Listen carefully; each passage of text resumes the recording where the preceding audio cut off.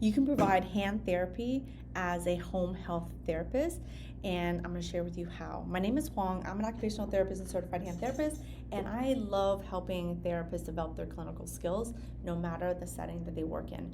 Now, most people come to me because they, see me as a CHD and they want to learn more about hand therapy, but they're like, Huang, I don't work in an outpatient setting, and I'm never going to get that job. Let me share with you how you can do hand therapy in any setting and then be able to get that job if that's what you want.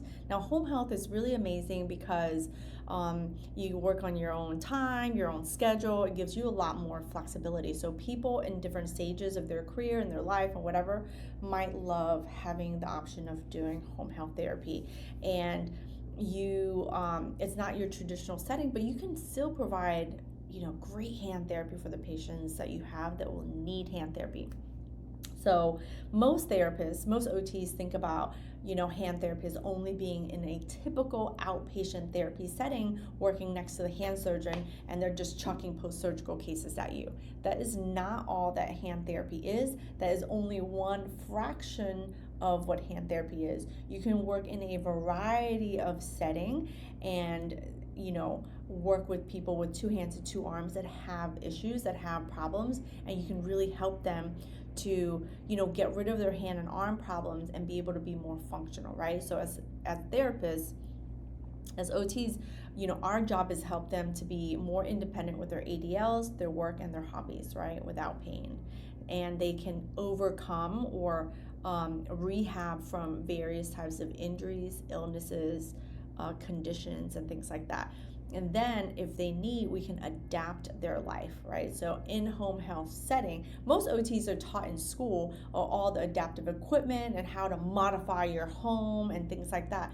In home health, it is very good to think about adaptation, modifications, and things like that. But not everyone, needs all modifications. Sometimes these people want to fully recover and rehab and get better. Like I know even in all settings, in me, like if I got injured someday, knock on wood, and I needed your ass in home health helping me, this video is gonna live on forever. So if you're an OT, in 50 years and you run across Huang Tran as your patient, you're gonna know what I want.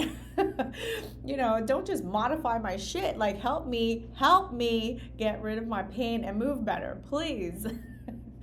So let me share with you how that can look, because I think that if you're working in a home health care setting, you can get your hours, you can get your experience, and people in a home health setting can, you're going to get a mix. You're going to get ones that really want you to help them, and you're going to get the ones that, they don't want that much help, but they're like, what value are you providing me, right? And so in a home health setting, you just want to make sure whatever company you're working with, you raise your hand and you tell them, hey, I only want, these types of cases, or hey, I want more of these types of cases. I haven't really done like home health as like working for someone else, but here's how I've done it myself personally. So I have provided home health as private pay, right? So when I started my clinic, sometimes people would call me and be like, oh, well, how much does it cost to come to my home? And I give them my price and I'll go to their home. That's home health, people. In my clinic, I had subcontracted with a home health agency. So the home health agency needed therapists, and so they subcontract my company, my therapist, and I would send my therapist out to provide therapy services for their cases. And as a subcontractor, I was like, I only want these types of cases. And so there's a lot of people who have injuries, have falls, have surgeries, have conditions that lead them to not be able to leave their home but need therapy. Older people who can't drive and they have humerus fractures, elbow fractures, wrist fractures, right? They can't drive, and so they can get therapy at home. My mother-in-law currently right now, she had carpal tunnel release, and she is also, she doesn't have anyone to drive her. Mobility is an issue, and like literally just had surgery to her feet. And so she qualifies to receive therapy at home. And I would hope for dear Lord, please, the therapist that goes to see her knows what they're doing and doesn't say, I'm not a hand therapist, I don't know what I'm doing. Please learn. Please learn what to do. And here's how you can do it, right? All you have to learn is to know a certain amount of anatomy. Don't make it complicated. You do not need to know at the level of doing surgery because you're not a fucking surgeon. You don't need to know it at the level of studying for the CHD because you're not necessarily studying for the CHD, right? You need to know that particular diagnosis. I have a person with carpal tunnel. What do I do after surgery? Well, what is a carpal tunnel surgery? A carpal tunnel surgery is just to release the compression on that nerve. So nothing is broken, nothing has been cut, nothing has been repaired. You're literally unbuckling your belt and letting the belly out, right? So you can do just about anything. So you would go in there and say, okay, well, what's troubling you? What's going on? You can help someone improve their range of motion. You will help someone with their wound care. You would help them with their scar. You would help them be more functionally independent. What is it that you're not able to do because of this, right? Most people with carpal tunnel are able to be functional. It's just that they feel very weak, right? Because of the compression, right? So you can do nerve glides, you can do strengthening exercises, you can do some, safety and modifications if you like, right? These are all things that you could do with someone in a home health care setting. So when I was a subcontractor, I would say, hey, I only want my therapist to get hand and upper extremity types of cases. Now, did we catch a couple of other ones? Of course we did. But, in home health, you get to decide. If you want more hours, you accept those cases. If you want to be really picky, you only take the upper extremity cases. Back when I was working at the hospital, one of the therapists that I worked with, she wanted to do extra hours, right? So, well, I was always doing per diem. So I worked in a big hospital and then I would do per diem at other hospitals or, cover weekends and things like that. What she did was she was an outpatient, but then she just wanted to get extra money, and so she would do home health. So she signed up with a home health agency, and she was like, well, I work here, and if you have any patients in the surrounding area with hand or arm injuries, give me that case. And she would always have them. She would always have them. She would treat them for X number of weeks, and she would only take one new patient, or maybe two new patients, depending on the schedule. And home health gives you so much flexibility, but you can choose to say, hey, I want to work with these people. So if you're thinking about, a timeline of injury, like a timeline of where people are with their injuries, think about, this is outpatient. Most people think of hand therapy as only being an outpatient, but you can be a hand therapist beyond just being like stuck next to a doctor's office, stuck in a doctor's office, and he's slinging post-surgical cases at you, or your typical outpatient setting. Like I'm not typical, but I'm an outpatient setting, right? So my office, my clinic, you see, I'm located in Miami, Florida, and I treat people with hand and arm injuries. So people come to me, right? A very typical outpatient. I see post-surgical, non-surgical. I see a variety of cases that are spinal cord injuries with hand problems. I have people with strokes who have hand and arm problems, and I have your everyday people my age, getting older and suffering with hand and arm problems. I have people who break their arms. I have people who fell at work. Typical outpatient setting, they can come to me. In acute care, they're very early on, right? You could be in a SNF, or you can be receiving your care at home. So they came from acute care, they're now, in home. Or they just skipped acute care altogether. They just had surgery and now they're home, right? But they can't move out of there. So where you're seeing them, like who essentially gets home health. Most people who can't move, maybe they're older, so you're working with older adults, geriatric patients who want to stay in their home but have injuries, right? Can receive home health care. And so your patient population just might be a little different. Oh, you can work in the workers' comp world, people who have hand and arm problems, who fell at work, injured at work, but they can't move as well because there's other complications. These might be considered catastrophic types of work injuries, and they're receiving what would be considered home health because they're receiving therapy in their home. So yeah, you can ask and request these. So how does that look? Like I said, you have a carpal tunnel, you have distal radius, and so you can provide all types of hand therapy,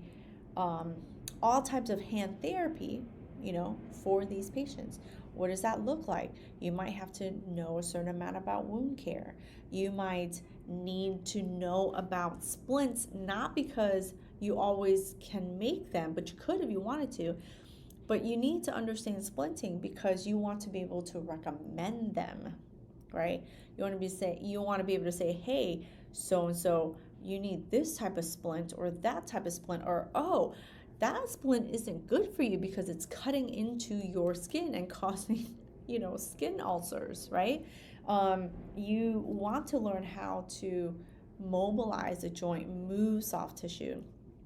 So yeah, there's so many ways as an occupational therapist to, working in the home health setting,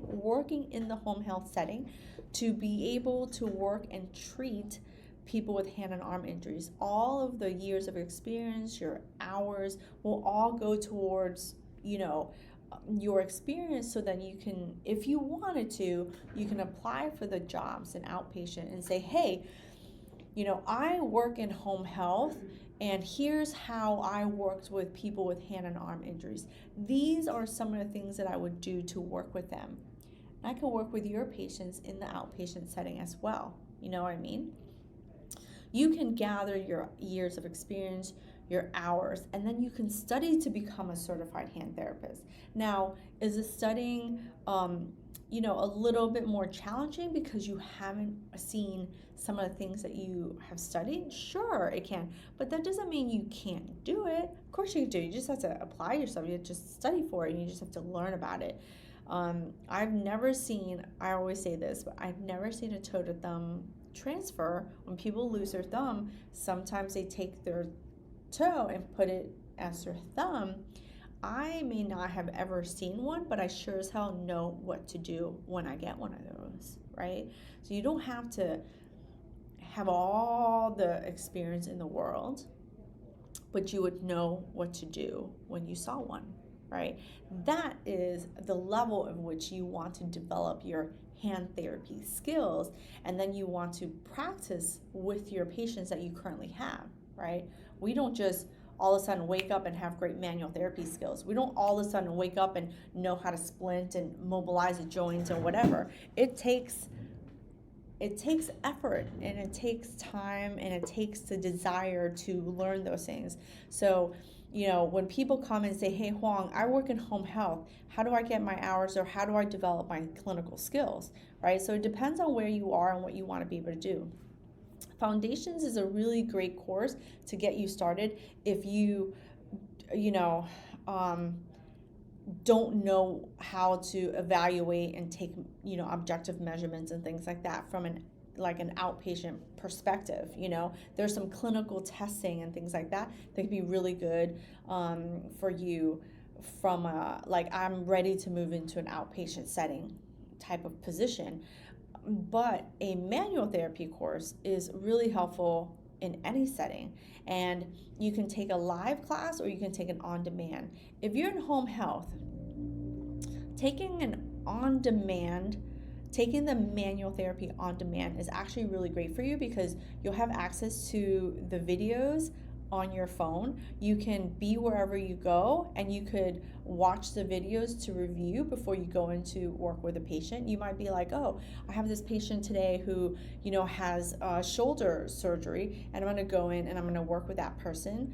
who, I want to work on scapular mobilization. So you go, you watch that video, and then you can say, oh, okay, I'm Mr. So-and-so, Mrs. So-and-so. In sitting, you can work on scapular mobilization, because I share videos on how you could do it in sitting, in supine, and also in prone. So you want to learn in different positions, because you either work with them, sitting up at their sofa or dining room table, or you might be able to be like, hey, you know what?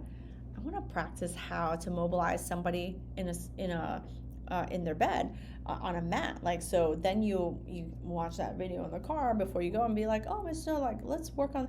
Let me tell you, these home health people would love you to pieces if you gave them some love, time, and attention. Right? If you just shared, like, hey, let's do something a little different today. Let's, provide some therapy on your bed. I'm going to have you lay on your side, so that way I can, like, move your scapula around, and then we'll be able to get better range of motion of your shoulder, right? Those people love you forever. So if you got to practice and sharpen your clinical skills with people who need it in that setting, you'll be able to then transfer and translate that skill set once you're ready to move more into an outpatient position. So don't discount yourself as being the hand therapist, as being the person who knows what to do when you have a hand or arm injury come your way. People with strokes, people with neurological types of conditions, people who are really ill and have been sitting, laying around a lot, they lack movement, need people in home health that really know how to do manual therapy techniques, how to mobilize their joints, how to move their soft tissue. So at the end of the day, what do you want them to do in a home health setting? They are home, but you want to increase their independence, right? You want to decrease their pain. You want to increase their safety. You can't increase independence, decrease their pain, and increase their safety without their body, without their arms, without their hands being able to move well. So if you were to ask, Juan, which class would I take? Take a manual therapy class. Take one that's like more, that's going to give you the skill overall. And that's my manual therapy on demand course. I mean, you could take it live. I encourage it. But live, I have to be there, the date, the location. Whereas on demand, you can have that anytime, anywhere, So I would say that's the best place to get started. And then you can develop your skills further and further and further. And then if you want to, then you would, move into if you want to move into an outpatient setting, the next thing is either foundations or to move into the mentorship program. The mentorship program just gives you more interaction and more personalized help. So it just depends on what you need and where you are in your journey. You can drop a comment below and ask your questions, and I'm happy to to give you some direction and answer you. All right. Let me know if you have any other questions.